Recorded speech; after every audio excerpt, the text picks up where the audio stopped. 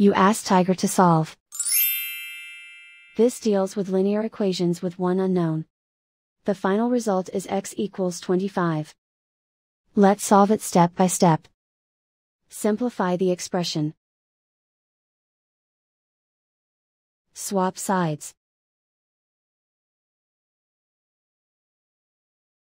Isolate the x. Multiply both sides by 50. Group like terms. Multiply the coefficients.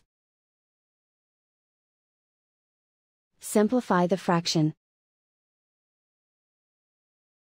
Simplify the arithmetic.